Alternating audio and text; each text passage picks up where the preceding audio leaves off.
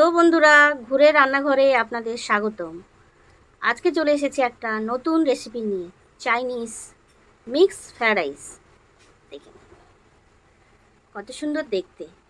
এর জন্য আমি কি কি উপকরণগুলো আপনাদের দেখাচ্ছি। তো বন্ধুরা, আমি ভাতের জন্য জল নিয়ে নিয়েছি হাঁড়িতে। জলটা ফুটে গেছে, এবার দেবো চালটা। চালের আগে দেবো নুন আর একটু তেল। জলটা ফুটে গেছে বলে নুনটা দিলাম, দেওয়ার পরে এবার দেবো চাল। পুড়ে দিয়ে দিলাম চাল।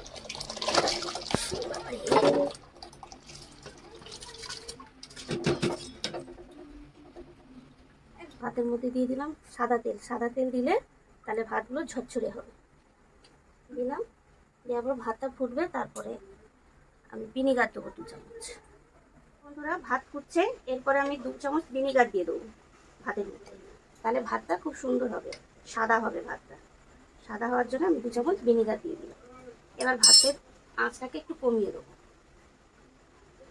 কমিয়ে দিলাম, এবার ভাত হতে থাকুক। নিয়েছি গাজর, ক্যাপসিকাম, আদা কুচনো, বিনস, রসুন, দেবো চিংড়ি মাছ, মাংস, পেঁয়াজ। এবারে এতে আমি কি কি মেশাচ্ছি সেটাই দেখাচ্ছি। মাংসতে প্রথমে দেবো আমি নুন, চিংড়ি মাছেও দিয়ে দেবো নুন। মাংসতে দেবো 1 চামচ আমি রসুন কুচনো, একটু আদা কুচনো। এরপরে দেবো এর মধ্যে ভিনিগার 1 চামচ, 1 চামচ ভিনিগার। এরপর দেবো সয়া সস, 2 চামচ সয়া সস দেবো।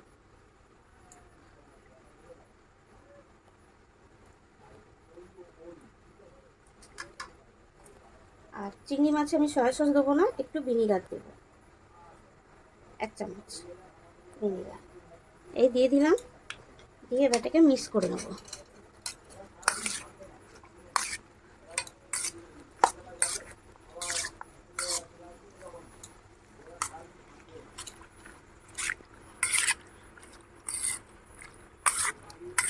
এটাকে মিক্স করতে থাকবো, ভালো করে মিক্স হয়ে গেছে। এবার এটাকে আমি রেখে দেবো টেস্টের জন্য।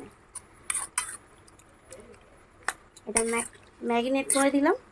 ম্যারিনেট করে এটা রেখে দিলাম 10 মিনিটের মতন রেস্টে। এবারে চিংড়ি মাছটাকে মাখিয়ে নেব, এটাও রেখে দিলাম রেস্টে।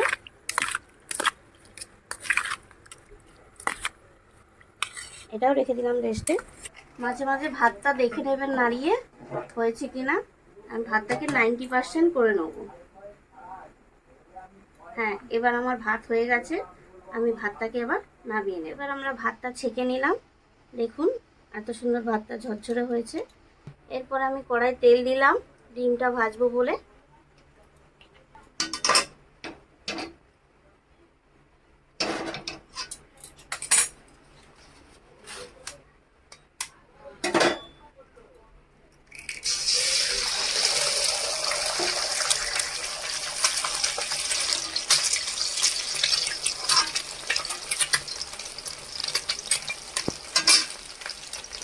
এখানে আমি 5টা ডিম দেবো, আপনাদের ইচ্ছে যে যতটা ডিম দিতে পারেন।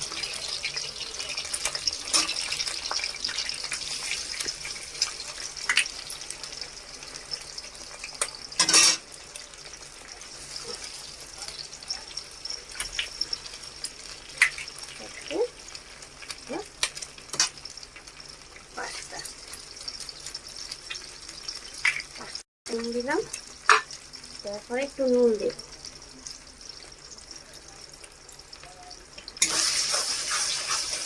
একটু গোলমরিচ গুঁড়ো দেব,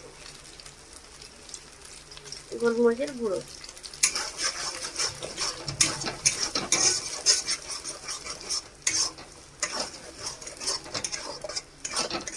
ডিমটা ভাজা হয়ে গেছে, তারপর আমি নামিয়ে নেব। খুব বেশি কড়া করে ভাজবেন না, আমি যেমন করে ভাজলাম অমনি করে ভেজে নেব। আমি কড়াইতে তেল দিলাম, মাংসটা ভাজবো করে।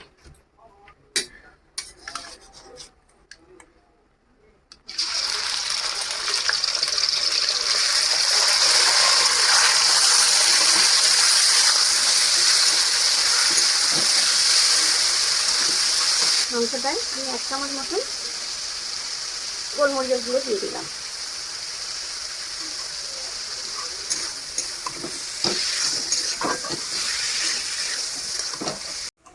আস্তে আস্তে দেখুন মাংসটা কিরকম জল বেরিয়েছে।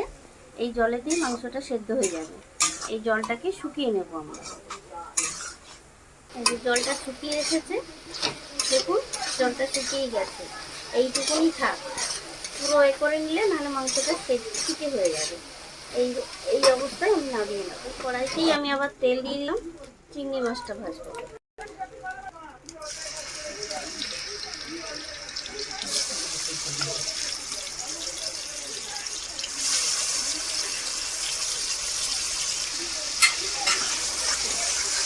চিংড়ি মাছটা বেশিক্ষণ লাগবে না ভাজতে, তাড়াতাড়ি হয়ে যাবে। চিংড়ি মাছের জল ছেড়েছে, জলটা শুকিয়ে গেলেই হয়ে যাবে চিংড়ি মাছটা। তো আমার চিংড়ি মাছটা ভাজা হয়েই গেছে। আমি ওতে একটু গোলমরিচ দিয়ে দিলাম, দিয়ে নামিয়ে নেব। তেল কড়াই গরম হয়ে গেছে। এরপরে আমি দেবো 2 চামচ মতন রসুন কুচি, 2 চামচ রসুন কুচি। এরপর দেবো আমি পেঁয়াজ, কোচানো পেঁয়াজ। আমি মিডিয়াম সাইজের 5খানা পেঁয়াজ নিয়েছিলাম, দিয়েছি এর মধ্যে। একটু লাল লাল হবে, তারপর আমি এগুলো দেবো। এরপরে দেবো আদা কুচিটা, দিয়ে একটু নাড়বো। নেড়ে দেওয়ার পর বিনস, গাজর, ক্যাপসিকাম আমি কেটে রেখেছিলাম, ওগুলো দিয়ে দেবো।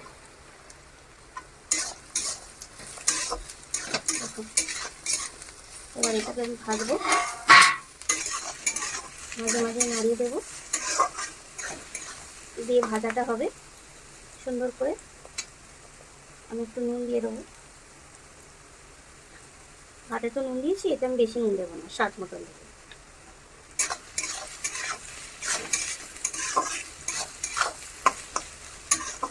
এবার আমি 1 চামচ মতন চিনি দিলাম।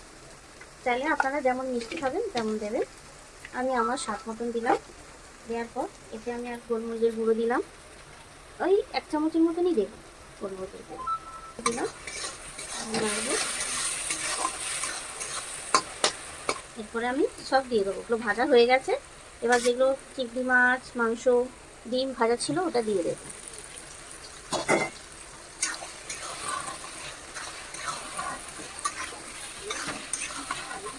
আমি 1 কেজি সয়া সস দিয়ে দিলাম।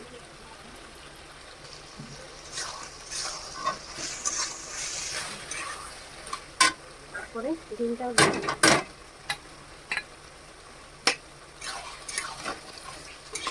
সব মিক্স করে নিলাম। এরপরে দেবো ভাতটা। এরপরে ভাতটা দিয়ে দিলাম, ভাত করে রেখেছিলাম, ভাতটা দিলাম।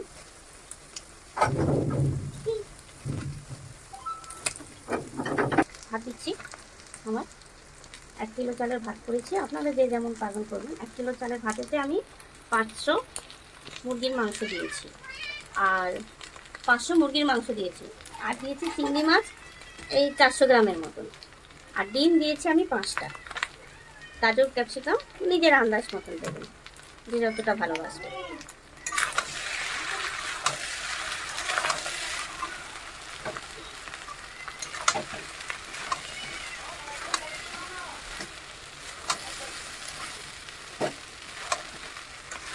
দেখুন কত সুন্দর হয়েছে দেখতে।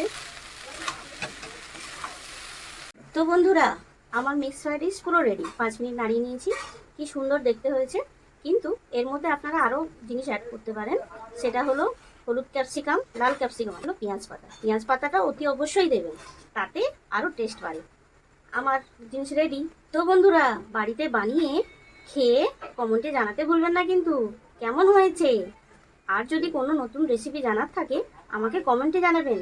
লাইক, কমেন্ট, সাবস্ক্রাইব করতে ভুলবেন না কিন্তু, অতি অবশ্যই করে দেবেন। টাটা।